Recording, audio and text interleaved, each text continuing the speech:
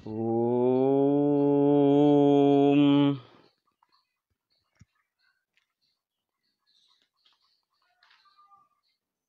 श्री सच्चिदानंद घन स्वरूपिणे कृष्णाय चानंत सुखाभिवर्षिणे विश्वोद्भवस्थान निरोध हेतुवे नमो वयं भक्तिरसाप्तये निशम्। ओम नमो भगवते वासुदेवाय।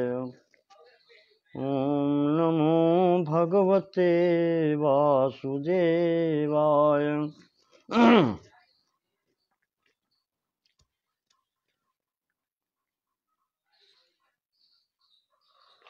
वर्तमान श्रृंखला के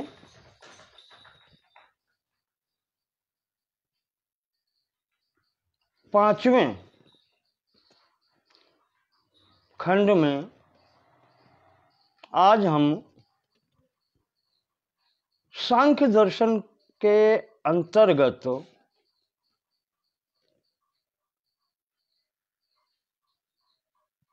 कैवल्य प्रकरण पर विचार करेंगे, जिसको आप दूसरी शब्दों में मोक्ष कहते हैं।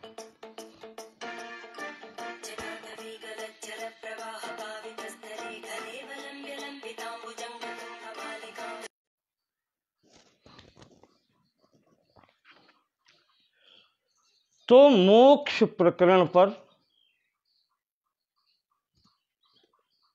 बात करना चाहते हैं आज के खंड में। देखिए, आप भारतीय दर्शन के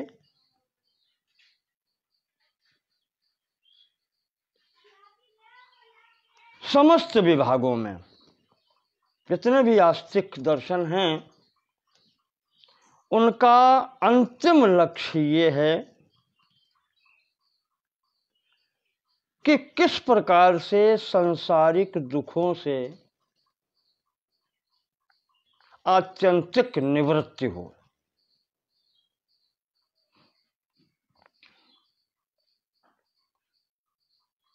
आत्यंतिक का अर्थ मैंने बताया सर्वथा अंत हो जाना, यानी फिर दोबारा कष्टों का पुनरावर्तन न हो।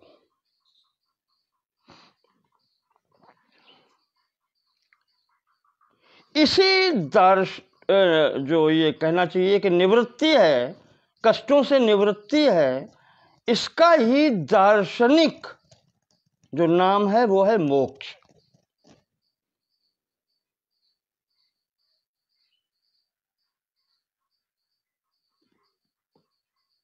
संस्कृत भाषा में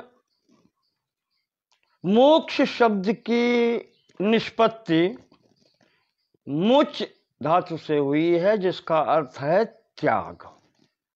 त्यागने के अर्थ में आता है। तो हम साधारण भाषा में मोक्ष को हम, ये सांसारिक लोग मृत्यु मान लेते हैं कि मृत्यु के बाद में फिर कोई सुख दुख नहीं रहता।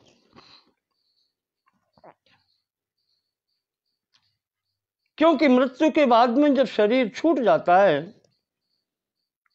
तो शरीर के विनाश के साथ ही सुख और दुख की अनुभूति भी समाप्त हो जाती है।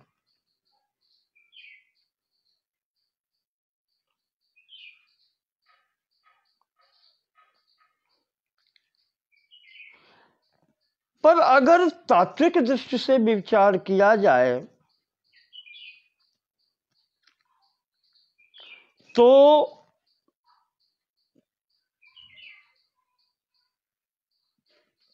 मोक्ष जो है वो एक दिव्य अवस्था का नाम है, जहां पर आनंद ही आनंद की अनुभूति होती है। यह मृत्यु से बिल्कुल अलग वस्तु है, अलग स्थिति है। अच्छा, अगर यदि वो मृत्यु को ही मोक्ष मान लेते तो फिर सबको मुक्त हो जाना चाहिए।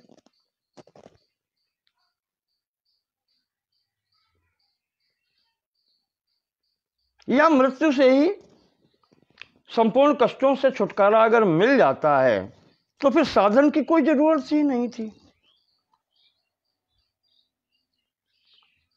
प्रत्येक प्राणी मुक्त हो गया होता अब तक सब।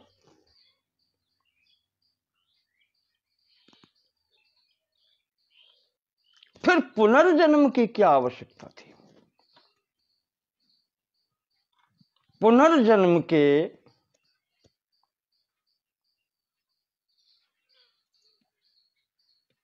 कई प्रकार के रहस्य सामने आते हैं, देखने में आते हैं, यहीं अपने सामने आ जाते हैं।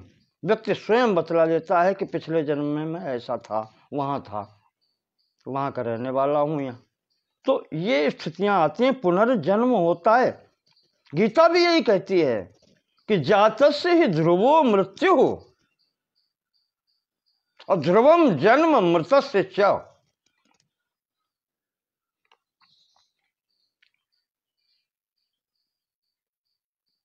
जो मृत्यु को प्राप्त हो गया है उसका जन्म होना भी निश्चित है। तो इसका अर्थ क्या हुआ? यह स्पष्ट रूप से इंगित कर रहा है कि मृत्यु मोक्ष नहीं है। यह सांसारिक कहना चाहिए कि सृष्टि के क्रियाकलाप में एक अवस्था यह भी है।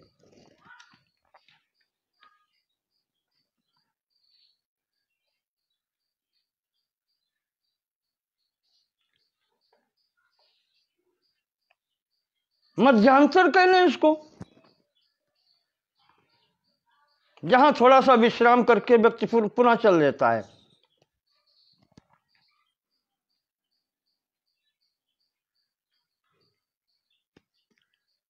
ये तो एक क्षणिक आभास है स्वतंत्रता का अपने, कि हाँ चलो छुटकारा मिल गया। परंतु जब ध्रुवम जन्म मृतस्य च, तो फिर आगे चल देना है।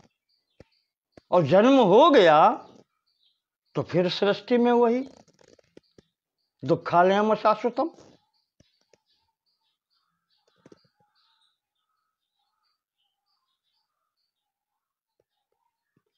तो मृत्यु के उपरांत सृष्टि में जन्म लेना यह शाश्वत नियम है। फिर मोक्ष कहेगा, मृत्यु मोक्ष नहीं है।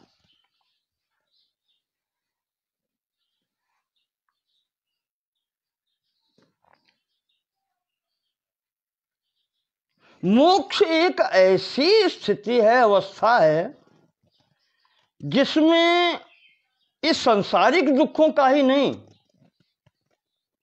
वरन जन्म मृत्यु ये भी दुख है, इनका भी अंत जहां हो जाता है वो अवस्था मोक्ष है। एक शरीर के बाद में दूसरा शरीर मिल जाना ये मोक्ष नहीं है। वासांस जीर्णानि यथा विहाय नवानि गृह्णाति नरोपराणि तथा शरीराणि विहाय जीर्णान्यन्यानि संयाति नवानि देहि। यह मोक्ष नहीं है, एक शरीर को छोड़ के नया शरीर ले लेना।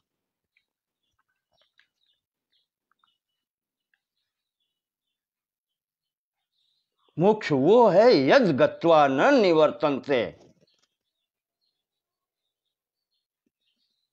तद्धाम परमम मम, जहां जाने के बाद में पुनरागमन नहीं होता।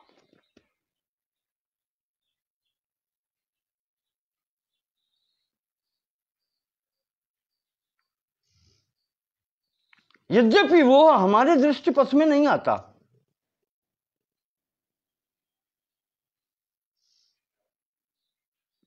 हमारी दृष्टिपथ तो बहुत सीमित है, इंद्रियां सीमित हैं, उतने में ही कार्य करती हैं। तो यह पद कैसे आ सकता है?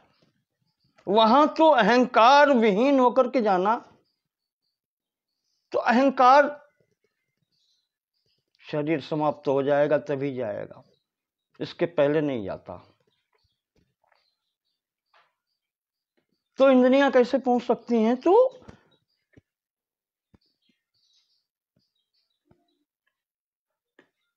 ऐसी दृष्टि में ये कहा जाए कि नहीं है, ऐसा नहीं है। इसी के लिए आगम प्रमाण या आप्त प्रमाण, शब्द प्रमाण की आवश्यकता होती है।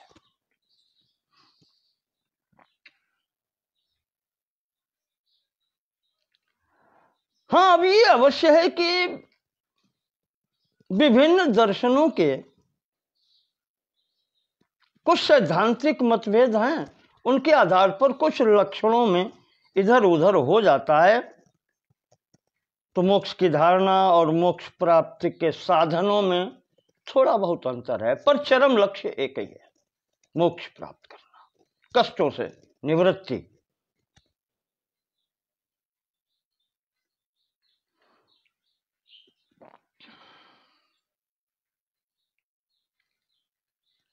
अपनी वर्तमान श्रृंखला में जो हम बात कर रहे हैं सांख्य दर्शन पर,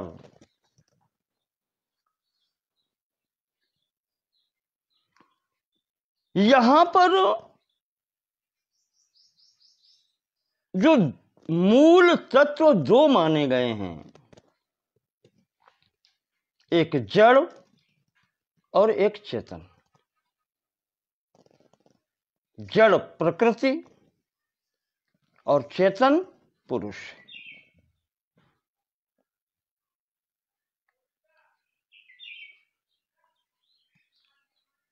यही दोनों तत्व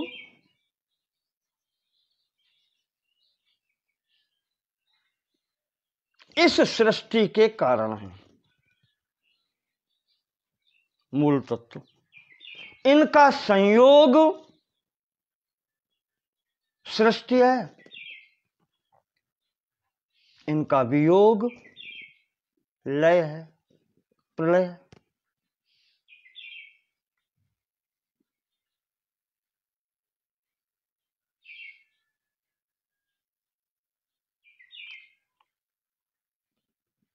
इसी के अंतर्गत बंधन है और मुक्ति है।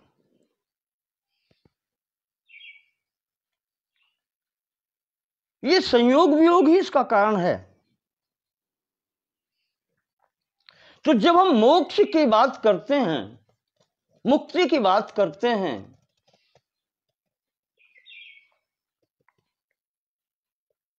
तो किसकी मुक्ति की बात करते हैं? जिसकी मुक्ति की बात करते हैं तो उसका पहले बंधन भी होना चाहिए। मुक्त तो उसी को करेंगे जो बंधन में है। मुक्त को मुक्त क्या करेंगे? वो तो मुक्त है। तो मुक्त या मोक्ष उसी को चाहिए जो बंधन में है।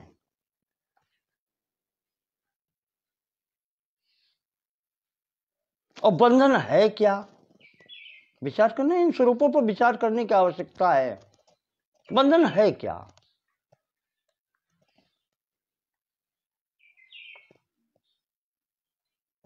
जैसे सांख्य दर्शन में पहले सूत्र कहता है,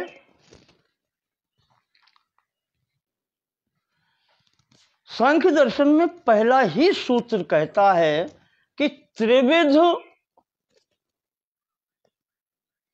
तापों से छुटकारा मिले, तीन प्रकार के बंधनों से छुटकारा मिले।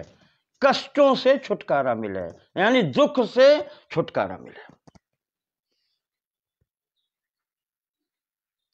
तो बंधन क्या हुआ? अब बंधन देखें आप, बंधन वही है जिसमें दुख मिलता है, बंधन में कभी सुख नहीं होता। ठीक है।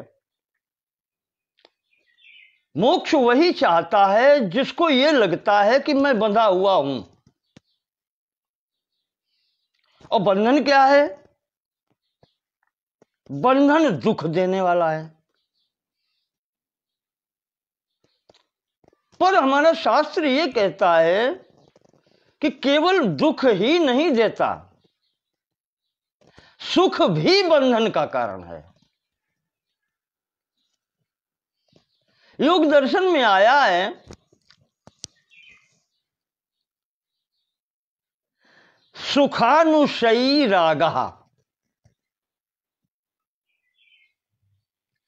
सुख ही इस प्रपंच में राग का हेतु है, राग करा देता है, आसक्ति करा देता है।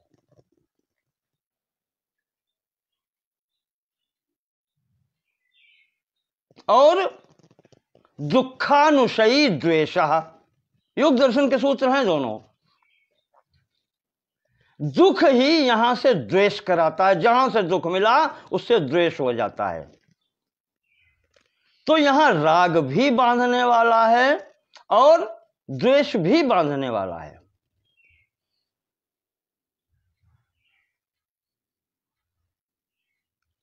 एक टीकाकार ने, मुझे अभी याद नहीं आ रहा,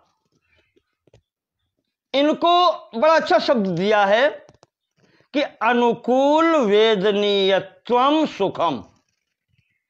देखें आप, अनुकूल वेदनीयत्वम सुखम तथा प्रतिकूल वेदनीयत्वम दुखम। इन दोनों पर विचार करें अगर आप, तो देखें वेदना शब्द दोनों में जुड़ा है।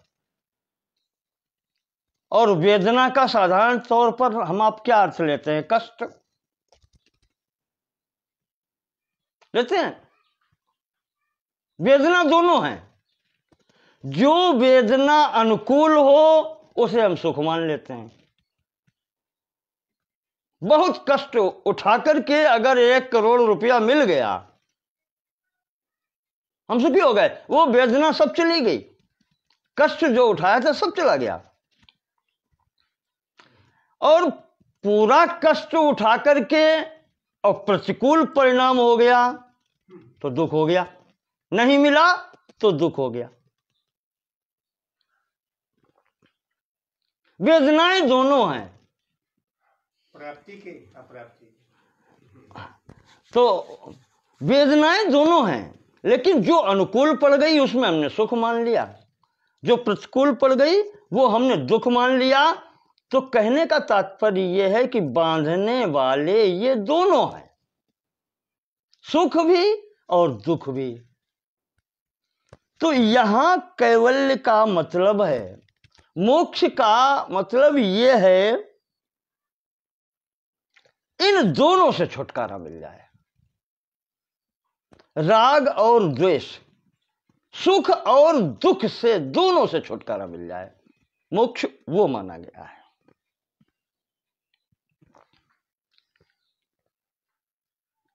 अब विचार करें यहां कि पुरुष जो सचेतन है, चैतन्य है, वो तो निर्गुण है, उसमें तो कोई गुण है ही नहीं।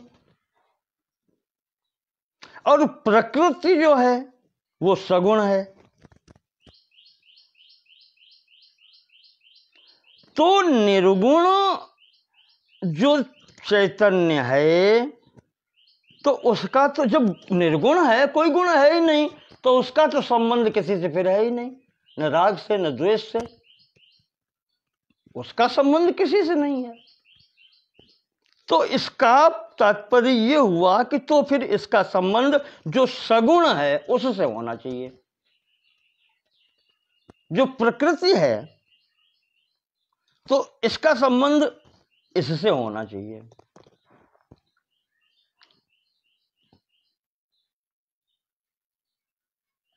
पर यहां पर जो प्रारंभ में ही सांख्य सूत्रों में प्रकृति का कार्य ये बताया गया है कि कैवल्यार्थम प्रवृत्तेश्च, पुरुष को कैवल्य दिलाने के लिए सृष्टि की प्रवृत्ति होती है, मोक्ष दिलाने के लिए।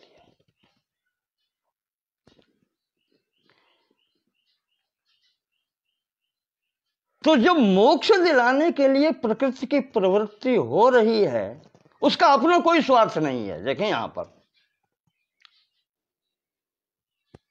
उसमें आया है संघात परार्थत्वात्। जो संघात होता है, कई वस्तुओं से मिलकर के जो वस्तु बनती है, वो अपने लिए नहीं होती।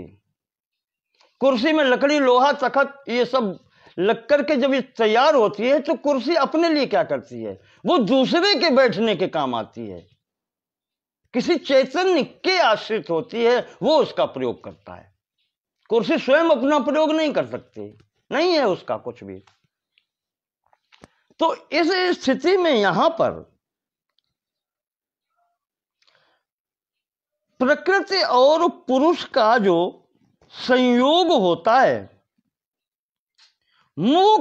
मुख्य कार्य उसका ये होता है कि पुरुष को भोग देना और पुरुष को के अपवर्ग यानी मोक्ष के लिए प्रबंध करना। तो अब हमने कहा कि वो पहले कह चुके हैं कि वो तो निर्गुण है, वो बंधा कैसे है। बड़ा अच्छा उदाहरण दिया है। यद्यपि वो बंधा नहीं है, पुरुष तो निर्गुण है, निष्कल है,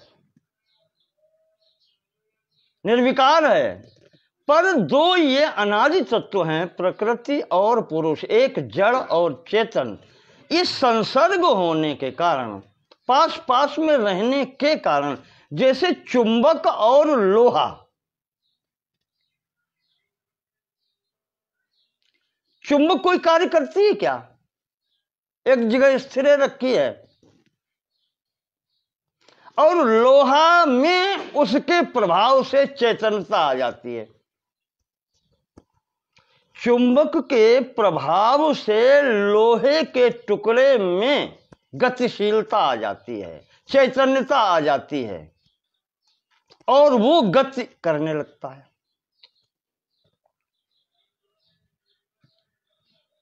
इसी प्रकार से संसर्ग यहां दोनों का बताया गया है।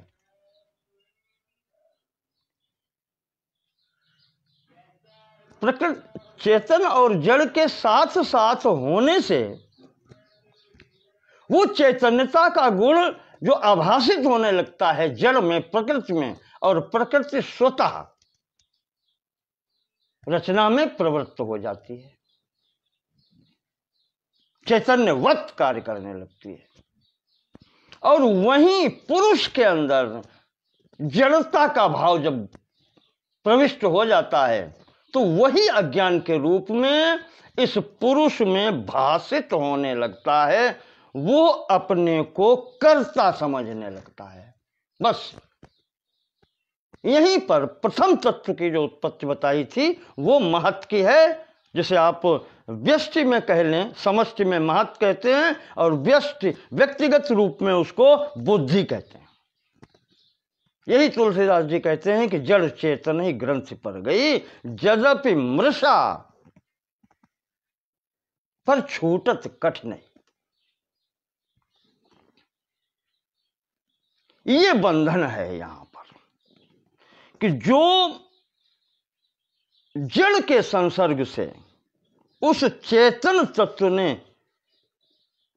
अपने को कर्ता समझ लिया। कर्ता का समझ लेने का अर्थ है फिर भोक्ता भी हो गया। वो तो निश्चित नियम है, जो करेगा वो भरेगा, कर्ता और भोक्ता। तो वो जो पुरुष है अपने यथार्थ स्वरूप को जो भूल जाता है और प्रकृति के धर्मों को अपना धर्म, या स्वरूप मानने लगता है, क्योंकि कर रही प्रकृति है और वो पुरुष कहता है कि मैं कर रहा हूं। वो जो उसके अंदर अज्ञान आ जाता है, बस यही बंधन है।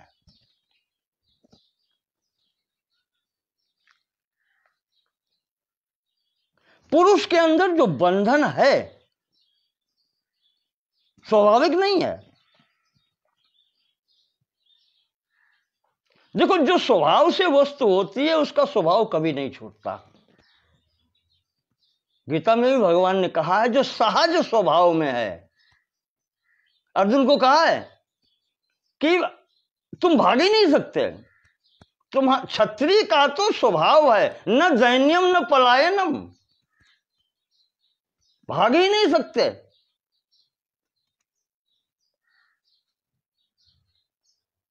तो सहज स्वभाव छूटता नहीं है। प्रकृति स्वभाव से सगुण है, स्वभाव से जड़ है, उसकी जड़ता खत्म नहीं हो सकती। पुरुष स्वभाव से चेतन है।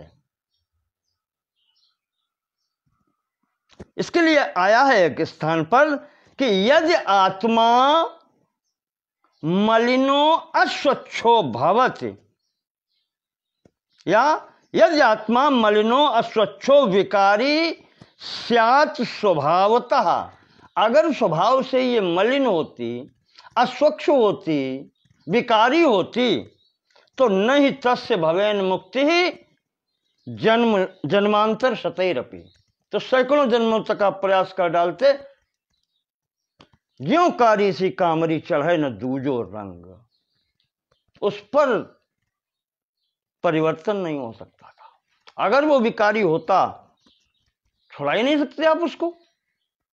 अग्नि स्वभाव से दाहक है, जलाने वाली है, आप उसे शांत कर नहीं सकते, वो स्वभाव है उसका। अगर अग्नि है तो वो उसका स्वाभाविक गुण है, जलाएगी। तो इसी तरीके से अगर आत्मा में विकार होता, कोई मलिनता होती, तो उसे छुड़ाया नहीं जा सकता था। यह आने जाने वाली वस्तु है, इस कारण से हटाई जा सकती है। बस यहां पर अगर ऐसा होता तो फिर विद्वान पुरुष, महापुरुष या अन्य हमारे आप्त पुरुष स्वच्छ करने की या मोक्ष की कल्पना ही क्यों करते? कल्पना तो तभी की गई जब उन्होंने अनुभव किया कि बंधन है और हम बंधनशील नहीं थे, हम स्वतंत्र हैं, ये बंधन कहां से आ गया, तब उस पर विचार हुआ। जैसे उस दिन कहा था प्रथम खंड में ही कि श्वेताश्वतर उपनिषद का पहला मंत्र यह कहता है कि केन अधिष्ठात, किसके अध्यक्षता में हम सुखे तरेशु वयम वर्तामहे, सुखे तरेशु, सुख से इतर यानी दुख, हमें ये दुख देने वाला कौन है? दुख क्यों आ जाता है? प्रत्येक प्राणी सुख चाहता है, लेकिन बिना चाहे हुए दुख कैसे मिलता है? इसका तो कोई कारण होगा ना। ये वो कहता है। तो विचार इसलिए तो हो रहा है कि हमारा मूल स्वभाव है ही नहीं दुख का, दुखी का, हम स्वतंत्र हैं, पर यह आता कहां से है?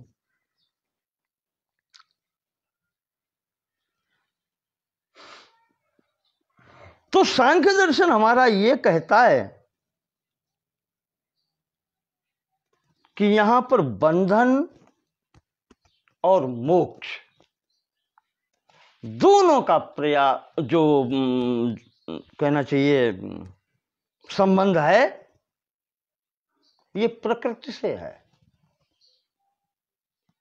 बंधन में भी वही डालती है और मोक्ष भी वही कराती है, प्रकृति से है। पुरुष का तो बंधन और मोक्ष कुछ है ही नहीं। जब बंधन हो तो मोक्ष है, जब उसका बंधन ही नहीं है पुरुष का, तो मोक्ष काहेगा?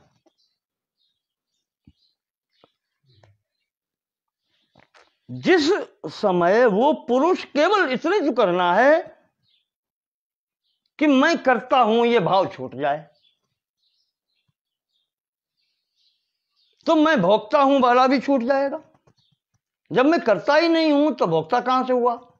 तो ये कर्तृत्व अभिमान छूट जाना, भोक्तृत्व अभिमान छूट जाना, बस यहीं से सभी बंधन समाप्त हो जाते हैं।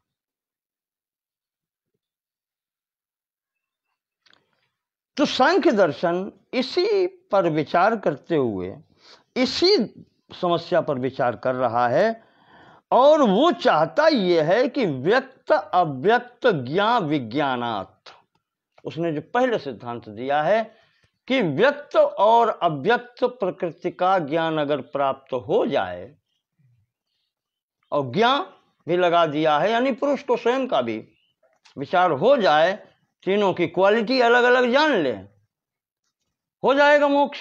जब वो समझ लेगा कि ये मेरा गुण ही नहीं है, ये तो किसी दूसरे का है, मैं मेरा वाली बात ही नहीं है इसके अंदर, वो तो उसको फिर कष्ट होगा ही नहीं। फिर वो दृष्टा साक्षी के रूप में स्थिर हो जाएगा, यही कैवल्य।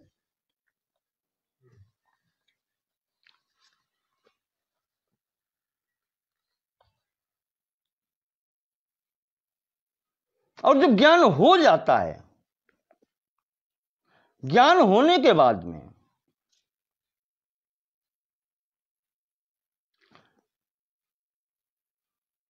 प्रकृति और पुरुष, बड़ा अच्छा उदाहरण दिया यहां पर। उदाहरण दिया है तुलसीदास जी ने भी रामायण में लिखा है, माया खलु नर्तकी बिचारी। ये नर्तकी का भाव यहां से ही सांख्य दर्शन से ही आता है। सांख्य दर्शन में जो दिया गया है वहां पर आया है कि रंगस्य दर्शयित्वा निवर्तते नर्तकी यथा नृत्यात्। जैसे कोई नर्तकी रंगमंच पर अपना संपूर्ण अभिनय करके उससे अलग हो जाती है,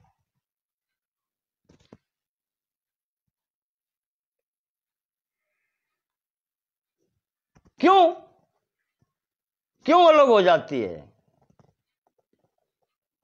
कारण उसका यह है कि उसी के साथ में जब वो संपूर्ण अभिनय करने के बाद में उसका कार्य क्या है? भोग देना, और फिर अपवर्ग। भोग देना, प्रारंभ में वो भोग से प्रारंभ करती है, और समस्त भोगों को देकर के वो दिखलाती है कि इसमें कोई सार नहीं है, इस प्रपंच में कोई सार नहीं है, और फिर वो अपवर्ग की ओर ले जाती है, कैवल्य की ओर ले जाती है। जब उस पुरुष को यह पता चल जाता है कि इसमें सार नहीं है, ये नर्तकी है जो हाव भाव दिखा रही है, तो वो स्वयं ही इससे विरत हो जाता है। नर्तकी संपूर्ण भाव दिखा करके लज्जाशीला सलज्जा गणिका के समान, नर्तकी के समान, वो जब वो देख लेती है कि मैं पहचान ली गई हूं, जब वो ये देख लेती है कि मैं पहचान ली गई हूं यथार्थ रूप से, तब वो सामने से हट जाती है। और वो पुरुष जो उसको समझ लेता है, वो कहता है अरे ये तो मेरा कुछ है ही नहीं, न मैं किसी का हूं न मेरा, ये तो ये सब इसका है प्रपंच, तो वो भी विरक्त हो जाता है। बस इस स्थिति को यहां पर कैवल्य कहा जाता है। अब वो तत्व जो है जब हो जाता है तो दोनों में से नष्ट कोई नहीं होता, ये ध्यान रखिएगा, नष्ट कोई नहीं होता। दोनों बात बताई ना कि प्रकृति और पुरुष दोनों अनादि हैं, नष्ट होने वाले नहीं हैं। जिनका आदि होता है उनका अंत होता है।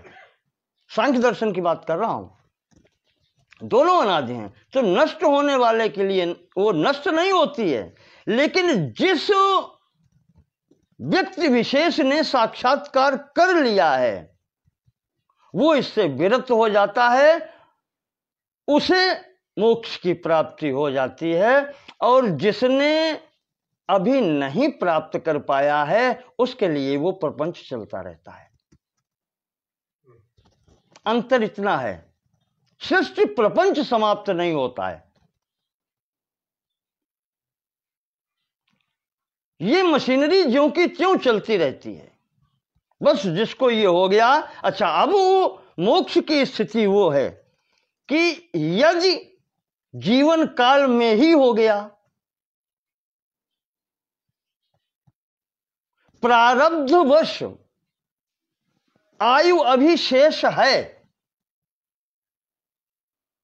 तो वो व्यक्ति जिसे आयु शेष रहते ही प्राप्त हो गया है वो जीवन मुक्त कहा जाता है।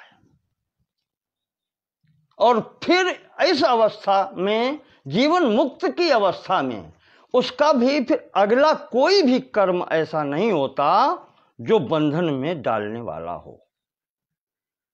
यहां पर एक स्थिति ध्यान रखने की है कि पूर्वकृत संचित कर्म जितने हैं वो समस्त समाप्त हो जाते हैं।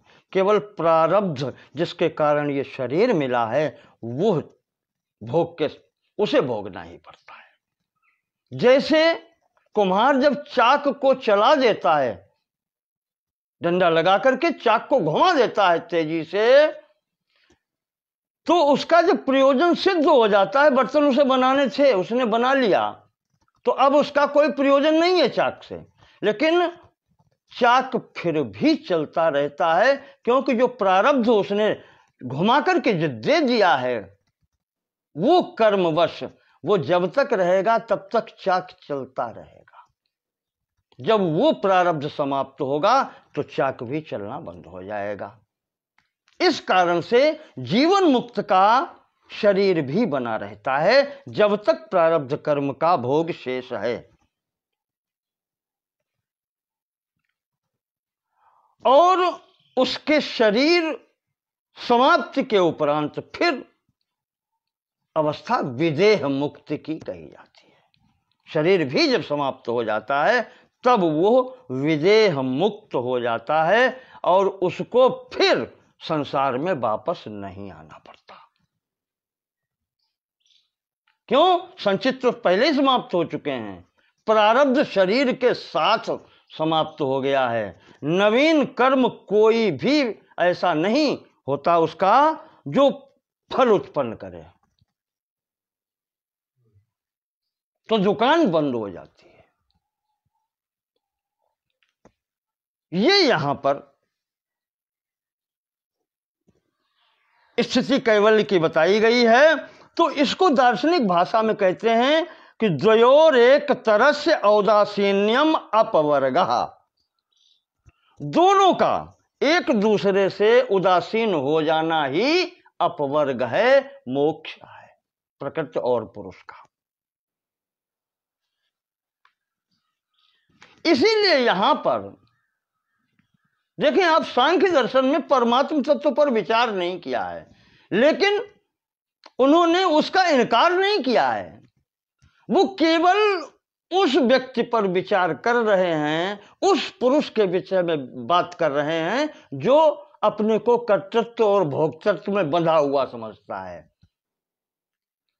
जो मुख्य गांठ वाली समस्या है वे केवल उन सांख्य दर्शन में उतना ही उन्होंने विचार किया है। बाद बाकी आगे की स्थिति ईश्वर अंश जीव अविनाशी की तरफ वो नहीं गए। जो समस्या है पहले उससे निपटो। इसीलिए यहां पर इन्होंने अंश और अंशी की कल्पना नहीं की कि फिर वो मुक्त हो गया तो वो आत्मा हो गया, फिर वो परमात्मा से मिलेगा। इसीलिए ये उधर नहीं गए, कहा यहां की स्थिति देखो, 3 प्रकार से दुखों से मुक्त हो, बंधन और मोक्ष से अलग हो, बस इतने विचार किया है इन्होंने। क्योंकि अब इसी थ्योरी में अगर अंश और अंशी का हिसाब किताब करने लगेंगे तो दूसरी समस्या पैदा हो जाएगी।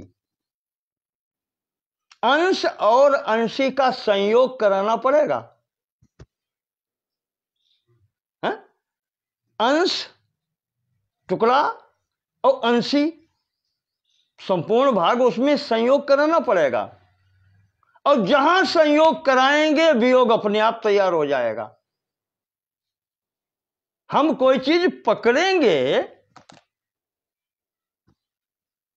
तो क्या सदैव पकड़े रह सकते हैं?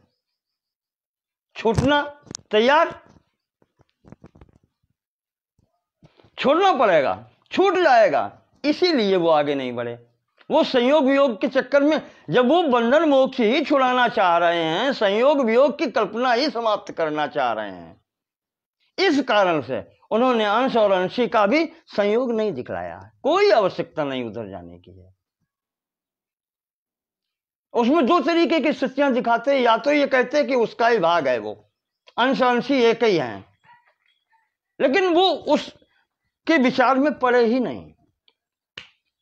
वो उतने ही विचार में पड़े कि तुम कहां से बंधे, तो कैसे छूटना है, बस इतनी समस्या पर उन्होंने विचार किया। तो इसमें उन्होंने मुख्य रूप से पूर्णा मिलाकर के ये सिद्ध किया कि मोक्ष जो है वो यत्न साध्य है। कोशिश करो तो मुक्त हो जाओगे। एक कुत्ता भी खूंटे से बंधा होता है, वो भी प्रयत्न करता है छूटने का। तो बंधन है तो मुक्त हो सकते हो, ये यत्न साध्य है। यत्न करो तो लक्ष्य की प्राप्ति हो जाएगी, मोक्ष की, अपवर्ग की, कैवल्य की प्राप्ति हो जाएगी। ऐसा नहीं है, ये कोई सहज स्वभाव नहीं है। और जैसे अभी हमने कहा कि जो जीवन मुक्त की अवस्था है, यह मोक्ष का प्रथम स्थिति है, क्योंकि प्रारब्ध भी शेष है। उस प्रारब्ध के कारण इस जीवात्मा का शरीर के साथ में संबंध बना रहता है, और जब शरीर समाप्त होता है तब वो विदेह मुक्त हो जाता है। जीवन मुक्त की स्थिति में जब उसे विवेक हो गया, ज्ञान हो गया कि हम क्यों बंधे थे और कैसे, न मेरा बंधन था, न मेरी मुक्ति थी, ये मेरा अज्ञान था। जब उसे ये ज्ञान हो जाता है, विवेक हो जाता है, तो फिर वो ऐसे कर्म ही नहीं करता जो पुनर्जन्म के चक्कर में पड़ना पड़े। क्योंकि यहां तो नियम है, अवश्य में वो भोक्तव्यम कृतम कर्म शुभाशुभम, उससे छुटकारा होना ही नहीं है। अगर आपने कर्म किए तो फल अवश्य तैयार होना है। तो वो फिर ऐसे कर्म करता ही नहीं जिनका कोई फल हो। तो बस इसी क्रम में जो है, इस जो अंतिम स्थिति जो है, विदेह जब मुक्ति हो जाती, ये शरीर भी समाप्त हो जाता है, यही चरम परिणति है उस मोक्ष की। फिर पुनः इस संसार में आना नहीं पड़ता। इस संसार, अच्छा, इस माध्यम रास्ते में कुछ बाधाएं भी आती हैं, जैसे नहीं अष्ट सिद्धियां, रिद्धि सिद्धि, ये सब चीजें आती हैं बीच में। बंधन, कोई अच्छा कार्य करेंगे तो आते हैं,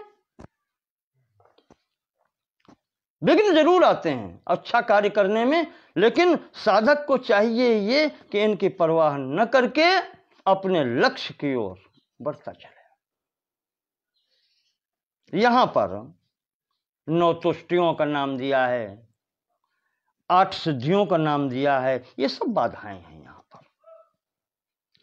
तो मोक्ष का, कैवल्य का स्वरूप सांख्य दर्शन में यही है, और इनसे कैसे छुटकारा पाना है वो भी आपको संक्षेप में हमने यहां पर बतलाया है। इसके बाद में अब मेरे विचार से इन 5 खंडों में सांख्य दर्शन का के संपूर्ण कलेवर पर हमने विचार किया है। प्रकरण को यहां पूर्ण करते हैं और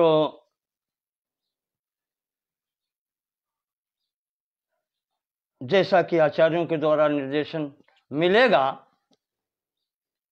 या जो भी हमें देख रहे हैं वो कृपया निर्देशित करें कि आचार्य ईश्वर कृष्ण जी की सांख्य कारिका क्या पढ़ी जाए, प्रारंभ करें क्या? ये तो 70-72 कारिकाएं हैं उसमें, तो उसके अनुसार फिर कल आगे देखेंगे। धन्यवाद।